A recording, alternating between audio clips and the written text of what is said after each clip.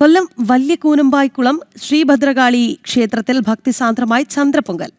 സന്ധ്യാനേരം ക്ഷേത്ര സന്നിധിയിലെ പണ്ടാരയെടുപ്പിൽ അഗ്നി പകർന്നതോടുകൂടി നാട് ഒന്നാകെ യാഗശാലയായി മാറി. നിരവധി സ്ത്രീ ഭക്തജനങ്ങളാണ് ചന്ദ്രപൊങ്കാലയുടെ ഭാഗമായത്.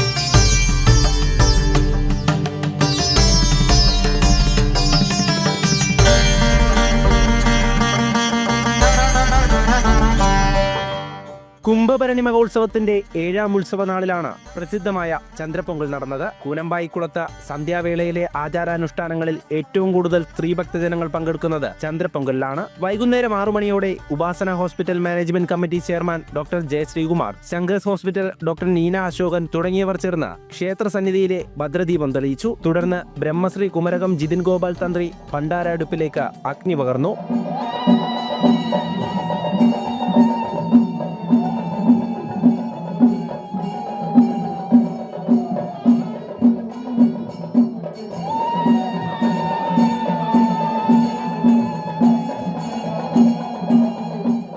ക്ഷേത്രാങ്കണത്തിലെ എല്ലാ അടുപ്പുകളിലേക്കും അഗ്നി പകർന്നുകൊണ്ട് ചന്ദ്രപൊങ്കലിന് തുടക്കമായി.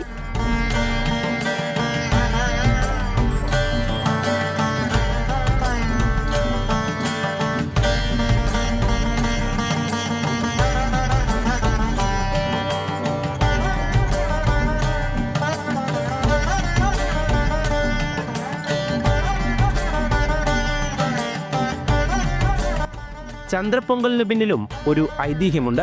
ഏറെ പ്രാധാന്യമുള്ള ചടങ്ങാണിത്. ചന്ദ്രപൊങ്കൽ ആണ് ക്ഷേത്രത്തിലെ ഏറ്റവും വലിയ വിശേഷം. അതും സൂര്യൻ അസ്തമിച്ച് ചന്ദ്രൻ ഉദിച്ചു വരുന്ന സമയത്താണ് ഇവിടുത്തെ പ്രാധാന്യം കൊടുത്തിട്ട് നടത്തി വരുന്നത്. സ്ത്രീകളുടെ വ്രതശുദ്ധിയോടുകൂടി നിന്ന് നടത്തുന്ന ഒരു പൊങ്കലാണ് ചന്ദ്രപൊങ്കൽ. സർവ്വാഭീഷ്ടസിദ്ധിക്കും സർവ്വമംഗല്യത്തിനും സർവ്വ ദുരിത നിവാരണത്തിനും വേണ്ടി നടത്തപ്പെടുന്നതാണ്. എല്ലാ ഭക്തജനങ്ങളും വ്രതശുദ്ധിയോടുകൂടിയാണ് ഇത് ചെയ്യുന്നത്. ക്ഷേത്രത്തിന് കിലോമീറ്ററുകൾ ചുറ്റളവിൽ ആയിരക്കണക്കിന് ഭക്തരാണ് പൊങ്കാല അർപ്പിച്ചത്. 2-3 വർഷം കൊണ്ട് അർപ്പിക്കുന്നുണ്ട്. ഈ തിരക്ക് തന്നെ അമ്മയ്ക്ക് എപ്പോഴും തിരക്കാണ്.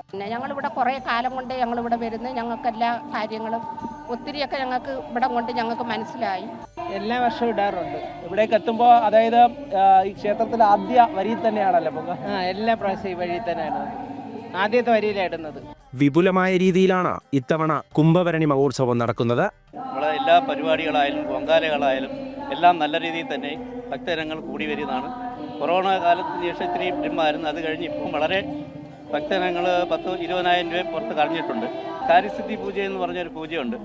21 ആഴ്ച നടത്തിയപ്പോഴത്തേക്ക് അതിന് പ്രാബല്യം ഉണ്ടാകുന്നതിന് ഭക്തജനങ്ങളുടെ എണ്ണം കൂടി വരികയും അവർ വിചാരിക്കുന്ന കാര്യങ്ങൾ ഭക്തർ വിചാരിക്കുന്ന കാര്യങ്ങളെല്ലാം നടക്കുന്നുണ്ട്. അതുകൊണ്ട് ഭക്തരുടെ എണ്ണങ്ങൾ കൂടി വരികയാണ്. കൂനമ്പായിക്കുളത്തമ്മയ്ക്ക് മുന്നിൽ പൊങ്കാലക്കലങ്ങൾ നിറഞ്ഞതോടെ ഭക്തരുടെ മനവും നിറഞ്ഞു. തുടർന്ന് തന്ത്രിയുടെ കാർമ്മികത്വത്തിൽ പൊങ്കാലകൾ നീതിച്ചു.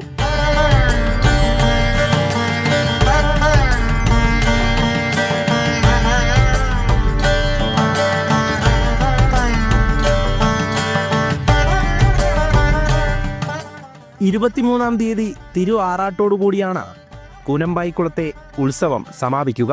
ജനം, കൊല്ലം.